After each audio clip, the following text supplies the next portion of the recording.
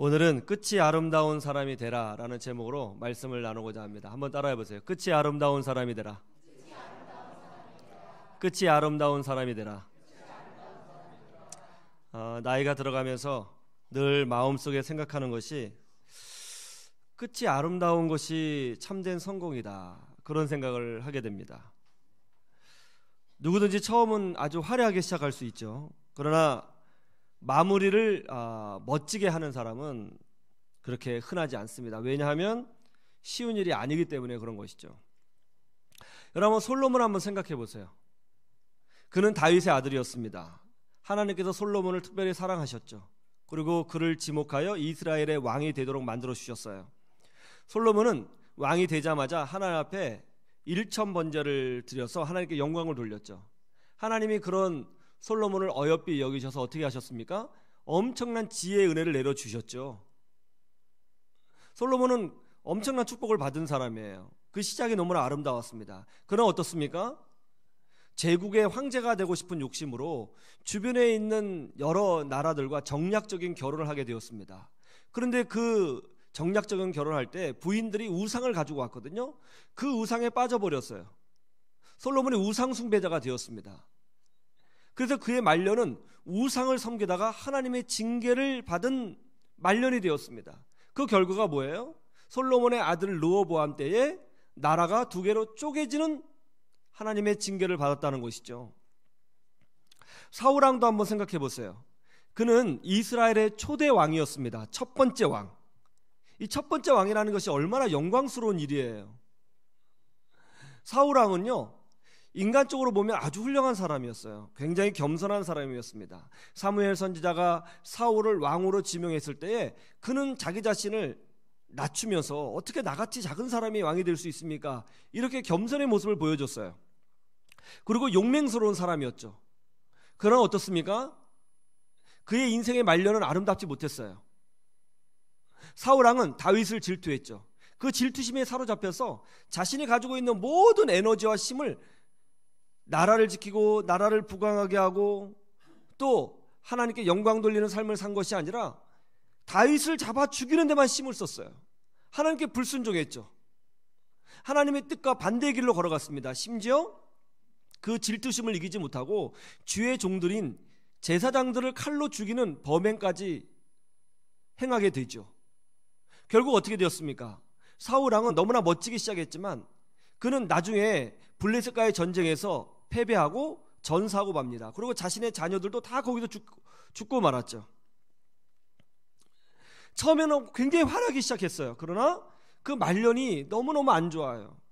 근데 마지막에 안 좋으면요, 이상하게도 아무리 처음이 좋아도 그냥 끝이 안 좋으면 그냥 끝나는 거예요. 마무리가 제일 중요하더라고요. 그러나 이런 분들도 있어요. 시작은 참으로 문제가 있고 미약했지만 끝이 아름다운 사람들도 있었습니다. 대표적인 사람이 누구예요? 바로 므낫세라고 하는 사람이죠. 므낫세 왕. 성경에 보면 가장 악독한 왕이 누구냐? 므낫세 왕이에요. 이 므낫세 왕은요, 성경에 보면 하나님의 노를 격발시킨 왕, 정말 하나님이 분노했던 그런 왕이었어요. 놀랍게도 므낫세는 믿음의 명문가에서 태어난 사람이었습니다. 그의 아버지는 기도하는 사람 히스기야 왕이었어요. 그의 어머니도 기도하는 여인 헵시바였습니다. 아주 신앙이 좋은 가문에서 태어났어요. 그런데 이렇게 좋은 가문에서 태어났지만 므낫세는 엇나갔습니다. 므낫세는 왕이 되자마자 우상을 수입했고요, 우상 숭배에 빠졌습니다. 그리고 자기만 우상 숭배를 한 것이 아니라 이스라엘 전역을 돌아다니면서 백성들에게 우상을 섬기라고 강요했어요. 아버지가 세워놓은 신앙의 줄기를 완전히 잘라버렸습니다. 그런 왕이었어요. 그래서 이 하나님이 므낫세를 볼 때 얼마나 화가 나셨는지 여호와의 노가 격발했다, 그런 표현이 성경에 기록되어 있어요. 므낫세는 그런 왕이었어요. 선지자들이 와서 그렇게 하면 안 된다고 지적하면 선지자들을 핍박했죠. 그런 그가 놀라운 변화를 경험하게 됩니다. 북방의 큰 민족 아수르가 이 예루살렘을 침공하게 되죠. 그리고 전쟁을 하게 되었고 므낫세 왕은 포로로 끌려가게 됩니다. 쇠사슬에 묶여서 질질질 저 북방의 바벨론까지 끌려가게 돼요. 그리고 거기서 고난을 많이 당하고 감옥에 갇히게 되었습니다. 그때 므낫세가 정신을 번쩍 차려요. 내가 무슨 짓을 한 거지? 정말 나를 도와주실 분은 여호와 하나님 한 분이셨는데 내가 이걸 모르고 살았구나. 그러면서 그 므낫세 왕은 감옥에서 철저히 회개를 합니다. 진심으로 회개합니다. 그 회개를 하나님이 들어주셨어요.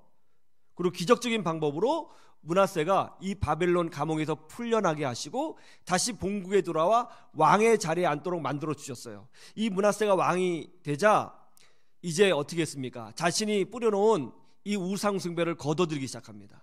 우상의 제단을 다 헐어버리고 백성들에게 우상을 섬기지 말고 여호와 하나님만 섬기라고 명령을 하죠.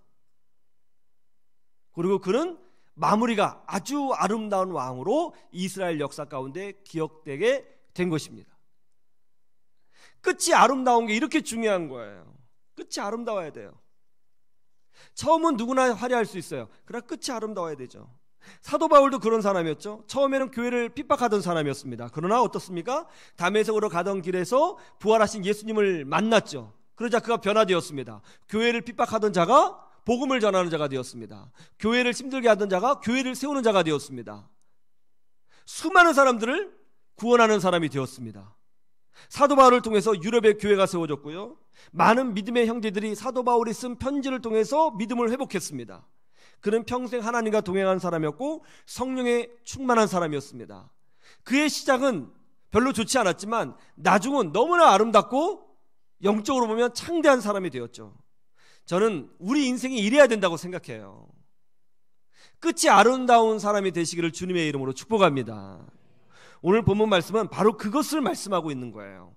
야곱이 그의 12 아들들을 한 명 한 명 축복하고 있잖아요. 축복하고 있을 때 이제 베냐민을 축복하고 있어요. 이 베냐민을 축복한 내용이 뭐죠? 한번 읽어보세요. 뭐라고 축복을 했는지.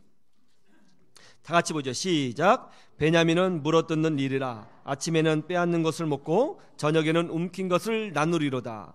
베냐민을 축복합니다. 이 베냐민을 축복할 때 이 축복은 베냐민에게만 해당되는 것이 아니에요. 이 야곱의 축복은 동시에 예언입니다. 이 베냐민의 자손, 베냐민 지파에 이런 축복을 누리는 사람이 나오게 될 거라는 것이죠. 근데 이 축복의 내용이 뭐예요? 아침에는 어떻게 한다고요? 보세요. 베냐민은 물어뜯는 일인데 아침에는 어떻게 한다고요? 빼앗는 것을 먹고요. 저녁에는 움킨 것을 나눈다는 것이죠. 아침에는 빼앗는 사람이지만 저녁에는 나누어주는 존재가 된다는 거예요. 처음에는 못된 사람이었지만 나중에는 나누어주는 복된 사람이 된다는 거죠. 쉽게 말하면 처음에는 좀 문제가 있었지만 나중에는 끝이 아름다운 사람이 된다는 거예요. 그래서 이게 축복의 말씀이에요. 여러분, 처음에는 문제가 많았지만 나중에는 정말 아름다운 모든 것을 나눠주는 그런 복된 사람이 베냐민 지파 가운데 누가 나왔죠? 어떤 사람이 그런 사람이었습니까? 금방 말씀드린 사도 바울이 그런 사람이었어요. 여러분, 사도 바울은 베냐민 지파 사람입니다. 사도 바울은요, 원래 이름이 사울이었죠. 그는 아침에 빼앗고 움키는 그런 사람이었어요. 교회를 핍박하고 정말 이리처럼 포악스러운 사람이었죠. 그러나 어떻습니까? 그가 예수님을 만나고 난 후에 그의 인생의 후반전은 완전히 바뀌었죠. 예수 그리스도를 위해서 목숨을 아까워하지 않는 사람이었고요. 생명을 살리는 사람이었고요. 교회를 세우는 사람이었어요. 여러분, 사도 바울이 없었다면, 사울이 없었다면 유럽의 복음화가 훨씬 늦어졌을 것입니다. 우리가 가지고 있는 신약 성경 중에 무려 13권이 사도 바울이 직접 기록한 말씀이에요. 그는 베냐민 지파 중에서, 아니 인류 역사를 통틀어서 가장 위대한 하나님의 사람이었어요. 아침과 저녁이 다른 사람, 전반전과 후반전이 다른 사람이었죠. 아침에는 움켜쥐었던 사람이었지만 나중에는 복음을 나눠주고 생명을 나눠주고 은혜를 나눠주는 사람이 되었습니다. 야곱의 축복이 예언이 이루어진 것이죠. 여러분, 축복 중에서 가장 큰 축복이 뭐라고 생각하세요? 저는 베냐민 지파와 같이 끝이 아름다운 사람이 되는 것이 정말 큰 축복이라고 생각을 합니다. 인생은요, 마무리가 중요한 거예요. 저는 여러분 모두가 주 예수 그리스도 안에서 끝이 아름다운 사람이 되시기를 주님의 이름으로 축원합니다. 그럼 어떻게 그렇게 될 수 있을까요? 어떻게 하면 우리는 마무리를 잘하고 끝이 아름다운 인생이 될 수 있을까요? 첫 번째로는 예수님을 내 인생의 선장으로 모셔드려야 된다는 겁니다. 한번 따라해 보세요. 예수님을 내 인생의 선장으로 모셔라. 여러분, 이번에 헝가리에서 또 사고가 났죠? 정말 가슴 아픈 일입니다. 이런 사고가 일어나지 말아야 됩니다. 근데 자꾸 일어나요. 그런데 이번 사건을 통해서도 중요한 사실 하나가 또 하나 드러나게 되었습니다. 그게 뭐죠? 선장이 정말 중요하다는 거예요. 선장을 잘 만나면 위기가 와도 이겨낼 수 있지만, 선장을 잘못 만나면 아니 전혀 위기가 될 것이 없는데, 사고 날 이유가 하나도 없는데 사고가 나고 위기에 빠지더라는 거예요. 어떻게 사도 바울이 끝이 아름다운 사람이 될 수 있었는가? 어떻게 그가 끝까지 성령의 사람으로 쓰임받을 수 있었는가? 그 이유는 하나입니다. 사도 바울이요, 예수 그리스도를 만난 이후 그의 인생 가운데 예수님을 자기 인생의 선장으로 모셔드렸기 때문에 사도 바울은 정말로 끝이 아름다운 사람이 될 수 있었던 거예요. 선장의 가장 큰 역할이 뭐예요? 방향을 제시하는 거죠. 사도 바울은 자기 스스로 자기 인생의 방향을 결정하지 않았습니다. 그는 기도하면서 항상 예민하게 내가 어디로 가기를 원하시는지 주의 뜻을 구하는 사람으로 살았어요. 그게 사도 바울이 넘어지지 않는 비결이었죠. 하루는 사도 바울이 소아시아 지역에서만 복음을 전하려고 했거든요. 그런데 한밤중에 어떤 환상을 보게 되었습니다. 마게도냐 사람 한 사람이 손짓을 하면서 이리 건너와서 우리를 도우라 하는 환상을 보게 된 거예요. 이것은 이제 사도 바울 일행이 그리스 지역에 들어가서 복음을 전하라고 하시는 하나님의 분명한 메시지였습니다. 그러자 사도 바울이 그 메시지의 의미를 알자 즉시 순종하여 그리스 지역에 들어가 복음을 전했어요. 그때 그는 불평하지 않았습니다. 하나님, 원래 계획하지 않는 지역이었습니다. 거기에 가기 위해서 물질을 준비하지 않았습니다. 훈련하지도 않았습니다. 그런데 어떻게 갑자기 미지의 땅으로 들어가라 하십니까? 이렇게 말하지 않았어요. 준비되지 않았고 훈련되지 않았고 예상하지 않았지만 그리스 지역에 들어가는 것이 주님의 뜻이라는 사실을 확인하자 그는 앞뒤 보지 않고 하나님이 보여주신 지시에 즉각 순종하여 그리스 땅으로 들어갔죠. 이게 사도 바울이에요. 계산하지 않았습니다. 머리 굴리지 않았습니다. 상황 보지 않았습니다. 선장 대신 예수님이 지시해 주신 방향으로 달려갔어요. 또 하루는 성령께서 사도 바울에게 예루살렘으로 돌아가 복음을 전하라고 명령하셨어요. 그러면서 성령께서 주시는 추가적인 메시지가 뭐였냐면, 네가 예루살렘에 들어가서 복음을 전하면 거기서 결박을 당하고 매를 맞고 고난을 당하고 죽을 수도 있다고 말씀해 주셨어요. 가서 복음을 전하라고 하시면서 거기에 가면 고난을 받을 수 있다는 거예요. 아니, 가서 복음을 전하라고 하시면 가면 내가 너와 함께 할 것이고 너는 어떤 위험에도 빠지지 아니하리라 이렇게 약속을 해 주셔야 되는데, 가서 복음을 전하라고 하시면서 고난받을 수 있다고 말씀하세요. 왜 이렇게 상반된 메시지를 동시에 주셨을까요? 그 이유는 하나예요. 네가 선택하라는 것입니다. 네가 예루살렘에 가서 복음을 전할 수도 있고 네가 포기할 수도 있다. 거기 가면 고난받는다. 너 어떡할래? 순종할래? 순종하지 않을래? 네가 한번 결정해봐라. 사도 바울이 어떻게 합니까? 예, 고난이 있습니다. 죽을 수도 있습니다. 그럼에도 불구하고 사도 바울은 자기 생명을 조금도 아까운 것으로 여기지 아니하고 복음을 전하는 일에 열정을 내어 기꺼이 예루살렘으로 들어가죠.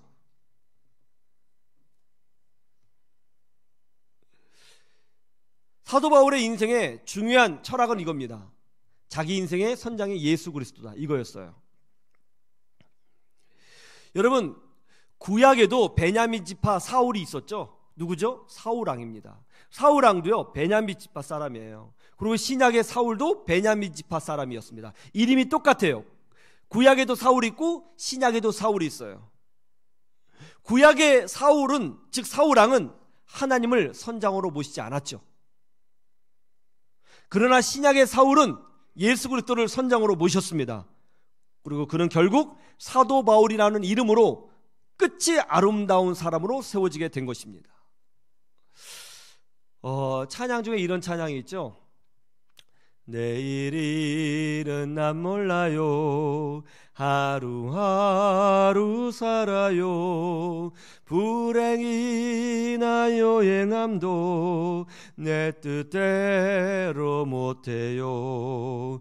험한 이 길 가고 가도 끝은 없고 험해요. 주님 예수 날 붙드사 내 손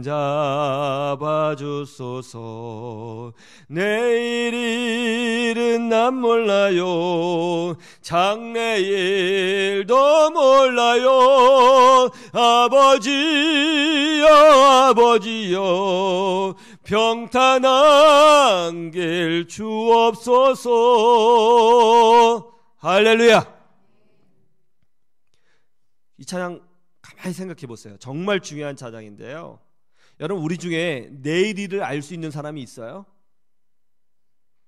내일 일을 알 수 있는 사람이 아무도 없어요. 여러분, 내일 일을 알았다면 70년 된 그 배를 탔겠어요?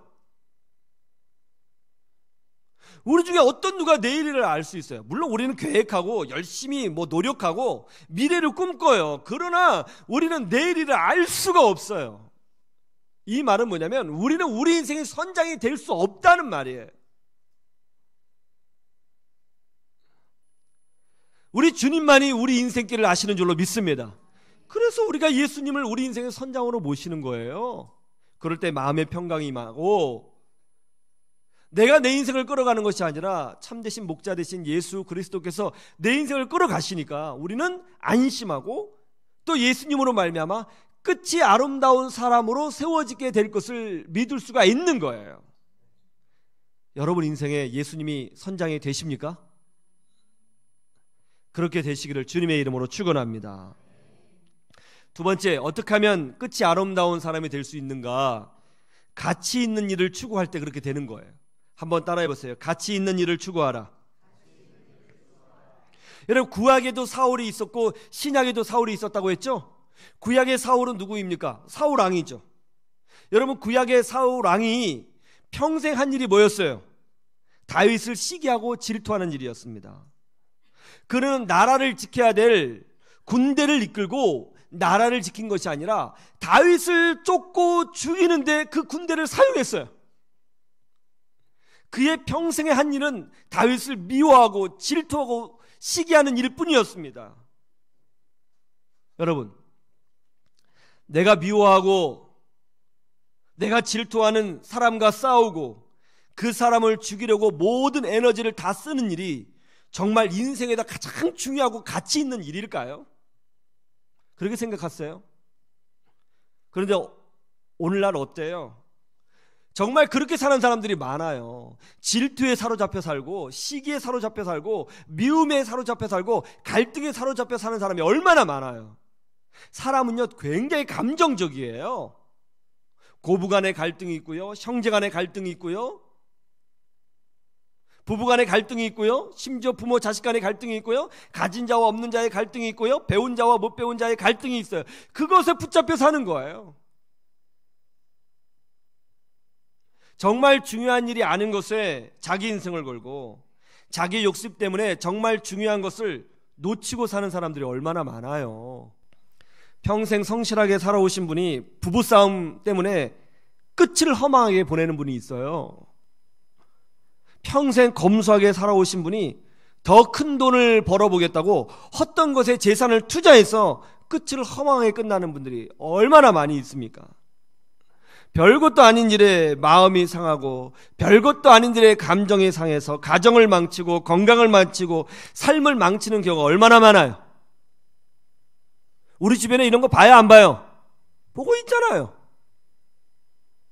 왜 이런 일이 일어나는 것일까요? 그것은 가치 있는 일이 무엇인지를 모르거나 아니면 그것을 위해서 사는 법을 모르기 때문에 그런 거예요. 어떻게 살아야 되는가? 이거 되게 중요한 문제예요. 한번 따라해 보세요. 어떻게 살아야 되는가? 무엇을 위해 살아야 하는가? 이거 굉장히 중요한 질문이죠. 여기에 대한 해답을 갖고 있어야죠. 얼마나 중요한 질문이면 대문호인 톨스토이가 사람은 무엇으로 사는가 이런 책을 썼잖아요. 그 핵심이 뭐예요? 어떻게 살아야 되는가? 무엇으로 살아야 되는가? 그 질문하는 것 아니에요. 정말 중요하거든요. 이거 알아야 끝이 아름답게 끝나는 거예요. 그러면 신약의 베냐민 지파로서 사울인 사도 바울은 무엇을 위해서 살았어요? 예, 사도 바울은요 사람의 생명을 구원하는 일을 위하여 살았어요. 생명을 구하는 일, 영혼을 구하는 일. 그 시대에 영적 쉰들러로 살았어요. 여러분 쉰들러 리스트 아시죠? 영적 쉰들러로 사는 거예요. 이것이 가장 가치 있는 일이라는 것이죠. 여러분 미국에 가면 미국 학생들 제일 존경하는 사람이 누구예요? 예, 911, 912 구조대원을 가장 존경하죠? 그 존경하는 이유가 뭡니까? 월급을 많이 받아서가 아니에요. 사람의 생명을 구하기 때문에 그런 거죠.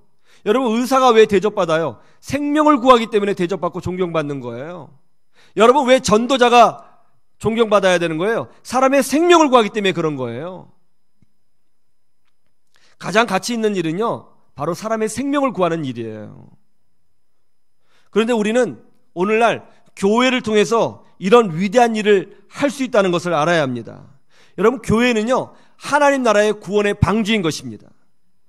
교회가 썩었다고 얘기하고 부패했다고 얘기하죠. 예, 맞는 부분이 있어요. 그런데 말이죠, 놀랍게도 우리 하나님은 그렇게 썩고 부패한 교회를 통해서 생명을 구원하시고 세례를 주게 하시고 또 복음이 증거되게 하시고 우리 자녀들의 믿음으로 자라게 만들고 계세요. 이게 참 아이러니한 일이에요. 우리 생각에는 우리 하나님은 완전히 깨끗한 존재만 쓰실 것 같은데 그렇지 않아요. 고린도 교회처럼 썩은 교회가 어디 있습니까? 하나님은 교회가 부족하고 연약하지만 교회를 통해서 영혼을 구원하시고 교회를 통해서 우리 자녀를 양육하시고 교회를 통해서 생명을 보존하고 계시는 거예요. 이게 놀라운 은혜예요. 하나님은 사람의 실력과 거룩으로 말미암지 아니하시고 하나님의 은혜로 하나님의 일을 행해 주신다는 것이죠. 오늘날 사람들은 교회를 세우는 일을 별것 아니라고 생각합니다. 그러나 사실 여러분 알으셔야 될 게 있어요. 그게 뭐냐면 예수님께서 십자가에서 죽으신 이유와 목적이 뭔지 아세요? 그것은 바로 교회를 세우기 위해서 예수님이 십자가에서 죽으시고 피를 흘리시고 고난을 받으신 것입니다. 예수님은 하나님이시죠. 하나님의 본체이시죠. 죄에 빠진 인간의 죄의 문제를 해결하시기 위해서 하나님이 인간이 되셨고 우리의 죄값을 대신 갚아주기 위해서 십자가에서 대신 형벌을 받으셨습니다. 예수님은 하나님이십니다. 하나님이시죠. 근데 예수님이 하나님이신데 예수님이 이 땅에서 최종적으로 목표하고 최종적으로 꿈을 꾸셨던 것이 뭐냐? 바로 교회를 세우는 일이었습니다. 천지를 창조하신 하나님이 가장 가치 있게 여기신 일이 바로 교회를 세우는 일이었다고요. 기업을 세우는 일, 돈을 많이 버는 일, 학교를 세우는 일, 병원을 세우는 일, 갑부가 되는 일, 박사학위를 따는 일, 다 중요한 일이지만 우리 하나님이 보시기에 가장 중요한 일은 바로 교회를 세우는 일이었어요. 그리스도인들은 하나님과 동행하며 생명을 살리고 교회를 세우는 사람으로 살아야 되는 줄로 믿습니다. 그런 면에서 보자면 오늘 이 자리에 앉아서 예배하는 여러분들은요 매우 복된 사람이에요. 여러분들이 하고 있는 일이 얼마나 가치 있는 일인지를 절대로 잊지 마시기를 축원합니다. 또 하나님이 여러분 한 분 한 분을 얼마나 기뻐하고 계시는지를 절대로 잊지 마시기를 주님의 이름으로 축원합니다. 지금 가지고 있는 이 믿음, 이 헌신 잘 지켜나가십시오. 그래서 최후 승리자가 되시기를 주님의 이름으로 축원합니다. 축원합니다. 세 번째, 어떻게 하면 끝이 아름다운 사람이 될 수 있는가? 나누는 삶을 살 때 그렇게 된다는 거예요. 한번 따라해 보세요. 나누는 삶을 추구하라. 여러분 베냐민에게 준 축복의 내용이 뭐예요? 아침에는 빼앗는 존재이지만 나중에는 나누는 인생이 된다는 거예요. 그게 축복이라는 것이죠. 신약의 사울인 베냐민 지파 사도 바울은 복음을 나누었습니다. 은혜를 나누었습니다. 생명을 나누었고요. 열정을 나누었고요. 젊음을 나누었고요. 그의 물질을 나누었습니다. 그는 끝이 아름다운 사람이 되었습니다. 미국 역사상 최고의 갑부가 누구예요? 몰라요? 록펠러이죠. 록펠러.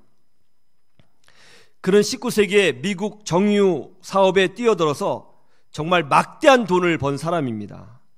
그리고 더 큰 부자가 되기 위해서 작은 정유 회사들을 다 흡수 합병해가지고 결국 미국 내 95%의 정유사를 독점할 수 있었어요. 그는 회사를 키우기 위해서 미친 듯이 일을 했습니다. 그리고 작은 회사를 무너뜨리는 일을 서슴없이 자행했습니다. 록펠러는 원래 그 당시에 한 달에 16,000원을 받고 직장 생활하는 평범한 직장인이었어요. 근데 그런 그가 적금 들어서 목돈을 마련한 후에 사업에 뛰어들어서 엄청난 대기업을 세우게 된 겁니다. 그리고 이제 그는 회사를 키우기 위해서 말 그대로 피도 눈물도 없이 타 기업을 흡수하고 통합하고 시쳇말로 돈이 되는 일이라면 무엇이든지 하는 악덕 재벌로 성장했습니다. 사람들은요, 록펠러를 비판했습니다. 신문은 연일 록펠러를 더러운 기업가라고 비판했어요. 그리고 교회에서도요, 목사님들이 록펠러는 더러운 돈으로 먹고 사는 사람이라고 욕을 했습니다. 비판을 했어요.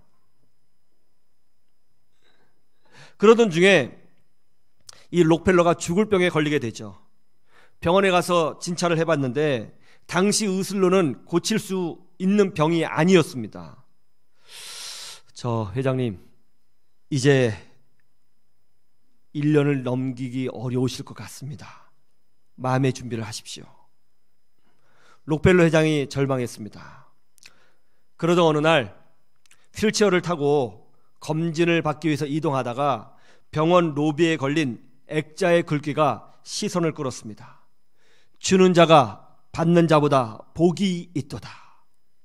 이 글을 읽는 순간 어떤 생각이 마음 깊이 파고들었어요. 온몸이 떨리고 눈물이 흘렀습니다. 이상한 영적인 기운을 느끼면서 눈을 지그시 감는데 어린 시절 엄마와 함께 예배를 드리던 자신의 모습이 떠올랐고요. 찬송가를 부르던 자신의 모습이 떠올랐습니다.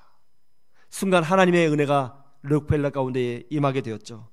하나님, 제가 잘못 살았습니다. 저 같은 사람도 다시 시작할 수 있겠습니까? 저를 긍휼히 여겨 주십시오. 눈물을 흘리며 록펠러가 진실된 기도를 했습니다. 그렇게 눈물을 흘리며 기도하고 있는데 갑자기 주변에서 시끄러운 소리가 막 들리는 거예요.